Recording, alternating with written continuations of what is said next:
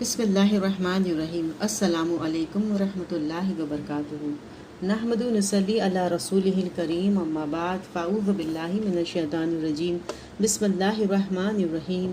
ربی زدنی علما، رب اشرح لی صدری ویسر لی امری واحلل عقدۃ من لسانی یفقہوا قولی۔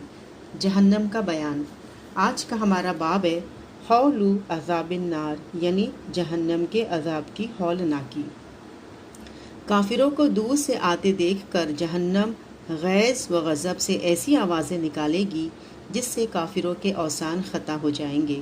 سورہ فرقان آیت نمبر 12 میں اللہ تعالیٰ فرماتے ہیں، جب جہنم کافروں کو دور سے دیکھے گی تو کافر جہنم کا غصے سے چیخنا چلانا سن لیں گے۔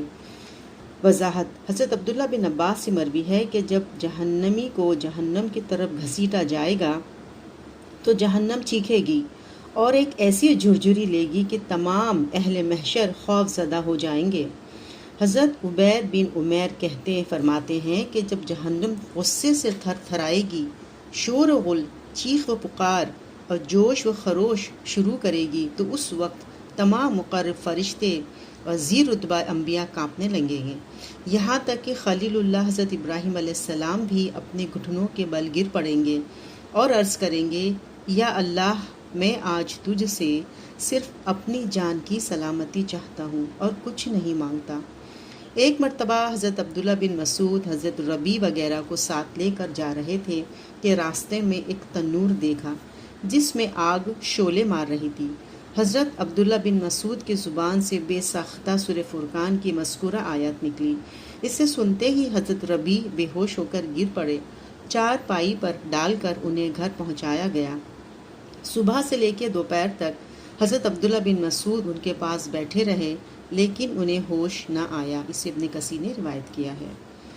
پھر ہے جب کافر جہنم میں ڈالے جائیں گے تو جہنم شدت انتقام سے اونچی اونچی خوفناک آوازیں نکالے گی۔ سورہ ملک آیت نمبر 7 اور 8 میں ہے، جب کافر جہنم میں پھینکے جائیں گے وہ جہنم کی دہاڑنے کی ہولناک آوازیں سنیں گے۔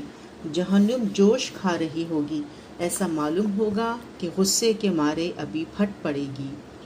پھر ہے جہنم کافروں سے انتقام لینے کے لیے سخت بے چین ہوگی۔ سورہ نبا آیت نمبر 21 سے 23، بے شک جہنم گھات کی جگہ ہے، سرکشوں کا ٹھکانہ وہی ہے، اس میں صدیوں تک پڑے رہیں گے۔ پھر ہے جہنم کی آگ بھڑکانے کے لیے اللہ تعالیٰ نے ایسے فرشتے مقرر کر رکھے ہیں جو نہایت تندخو، بے رحم اور سخت گیر ہیں۔ ان فرشتوں کی تعداد 19 ہے۔ سورہ تحریم آیت نمبر 6 میں اللہ تعالیٰ فرماتے ہیں، اے لوگو جو ایمان لائے ہو، اپنے آپ کو اور اپنے اہل و عیال کو اس آگ سے بچاؤ جس کا ایندھن انسان اور پتھر ہوں گے، جس پر نہایت تندخو اور سخت گیر فرشتے مقرر ہوں گے جو کبھی اللہ کے حکم کی نافرمانی نہیں کرتے، جو حکم انہیں دیا جاتا ہے اسے بجا لاتے ہیں۔ پھر ہے سورہ مدثر آیت نمبر 30 میں فرماتے ہیں اللہ تعالیٰ، جہنم پر 19 فرشتے مقرر ہیں۔ پھر ہے جہنم کا عذاب دیکھتے ہی کافروں کے چہرے کالے سیاہ ہو جائیں گے۔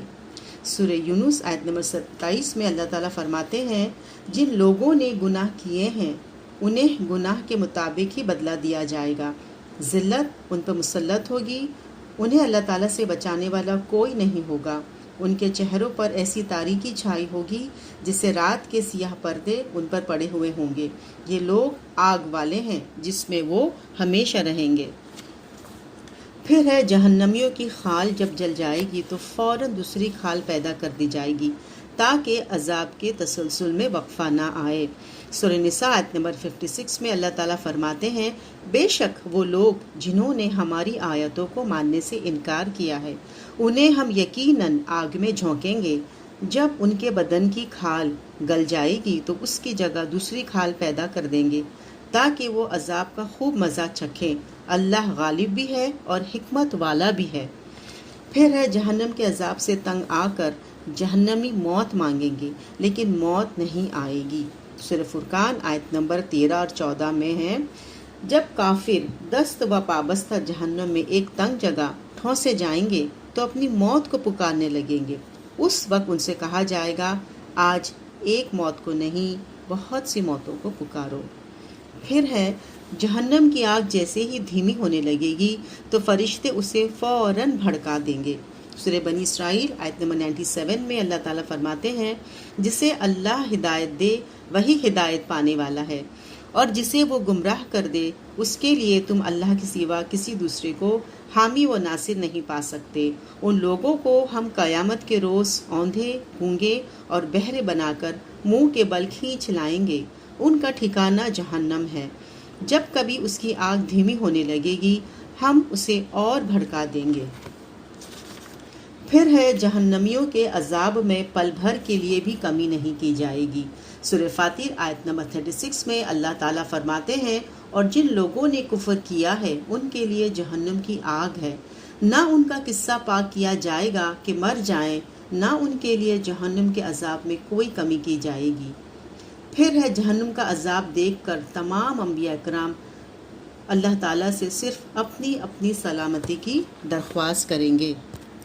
حضرت ابو ہریرہ نبی اکرم صلی اللہ علیہ وسلم سے روایت کرتے ہیں کہ آپ نے ارشاد فرمایا قیامت کے روز پل صراط دوزخ کے اوپر رکھ دیا جائے گا جس سے سب سے پہلے میں اور میری امت پار ہوگی۔ اس روز رسولوں کے علاوہ کسی کو بات کرنے کا اختیار نہ ہوگا، اور رسولوں کی پکار بھی صرف یہی ہوگی، یا اللہ مجھے بچا لے، یا اللہ مجھے بچا لے۔ اور جہنم میں سادان کے کانٹوں کی مانند لوہے کے بڑے بڑے خمدار آنکڑے ہوں گے۔ سادان کے کانٹے کبھی دیکھے ہیں تم لوگوں نے؟ صحابہ اکرام نے عرض کیا ہاں یا رسول اللہ صلی اللہ علیہ وسلم۔ آپ نے کہا تو یہ لوہے کے خمدار آنکڑے سادان کے کانٹوں کی طرح ہی ہوں گے۔ ہاں البتہ وہ آنکڑے کتنے بڑے ہوں گے یہ اللہ کے سوا کوئی نہیں جانتا۔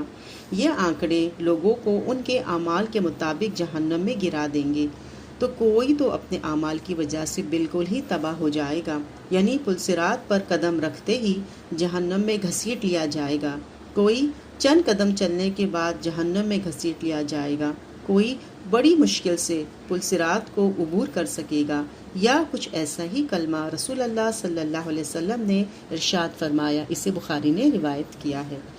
پھر ہے جہنم کی خوفناک آوازیں سن کر تمام مقرب فرشتے اور انبیاء حتیٰ کہ ابراہیم علیہ السلام بھی اللہ تعالیٰ سے اپنی سلامتی کی درخواست کریں گے۔ حضرت عبید بن عمیر سورہ فرقان آیت نمبر 12 میں اللہ تعالیٰ کا ارشاد ہے جب کافر جہنم کا چیخنا چنگھاڑنا سنیں گے کے بارے میں فرماتے ہیں کہ جب جہنم غصے سے جھرجھری لے لے گی تو تمام مقرب فرشتے اور ذی مرتبہ انبیاء حتیٰ کہ حضرت ابراہیم علیہ السلام گھٹنوں کے بل گر پڑیں گے، درخواست کریں گے اے میرے رب آج میں تجھ سے اپنی ذات کی سلامتی کے علاوہ کچھ نہیں مانگتا۔ اسے ابن کثیر نے روایت کیا ہے۔ پھر ہے جہنم کا عذاب جان کو چمٹ جانے والا ہوگا۔ سورہ فرقان آیت نمبر 65 اور 66 میں ہے اللہ تعالیٰ فرماتے ہیں اللہ کے بندے دنیا میں دعا مانگتے ہیں اے ہمارے رب ہمیں جہنم کے عذاب سے بچا لے، اس کا عذاب تو جان کا لاگو ہے، وہ تو بڑا ہی برا ٹھکانہ اور بہت ہی بری جگہ ہے۔ پھر ہے ساری زندگی دنیا کی بڑی بڑی نعمتوں سے مستفید یعنی فائدہ اٹھانے والا شخص جہنم کی ایک جھلک دیکھتے ہی دنیا کی ساری نعمتوں کو بھول جائے گا۔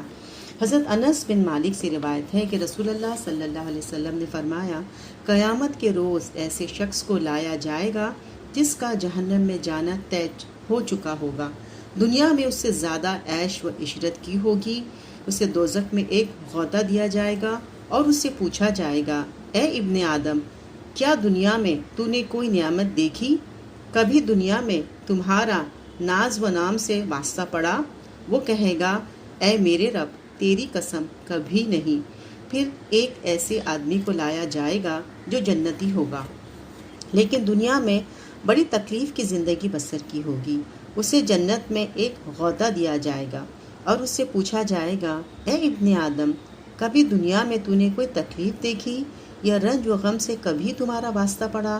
وہ کہے گا اے میرے رب تیری قسم کبھی نہیں، مجھے تو نہ کبھی رنج و غم سے واسطہ پڑا نہ کوئی دکھ یا تکلیف۔ اسے مسلم نے روایت کیا ہے۔